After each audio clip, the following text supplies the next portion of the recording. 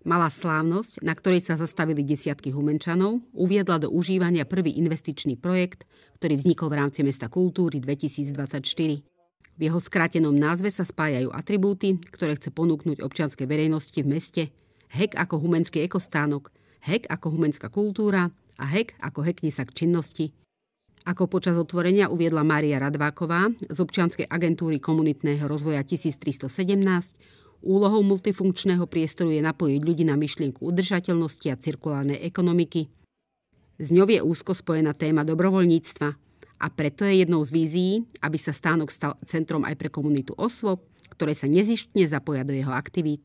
Umiestnenie v centre mesta ho tiež predurčuje stať sa informačným bodom k celému projektu Humenné je umenie. Ja som veľmi rád, že mám možnosť byť práve teraz tu, pretože ekostánok je jedným z našich ťažiskových projektov na komunitný rozvoj, na aktivity, čo sa týka ekológie, občianskeho rozvoja, dobrovoľníctva, čo je jeden z ťažiskových projektov Mesta kultúry, aktivácia ľudí, ktorým záleží na meste, na jeho kultúrnosti, na jeho rozvoji, na nejakej spoločnej práci pre dobro mesta.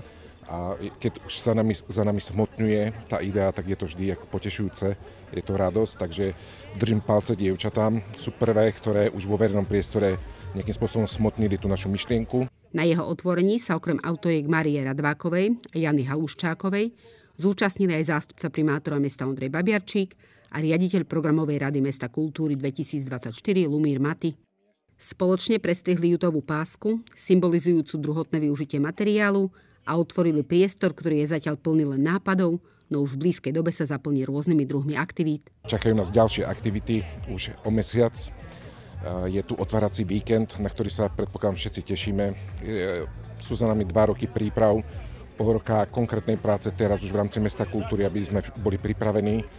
A hneď po otváracom víkende nás čaká mesiac jún, kde už máme pripravené veľmi veľa aktivít. A potom rok a pol 50 projektov, ktoré budú realizované vo všetkých kútoch mesta a bude to práca s komunitami, bude to práca so školákmi, so základnými školami, so stredoškolákmi, so seniormi. Čaká nás veľa práce, ale aj veľa radosti, ja sa na to teším.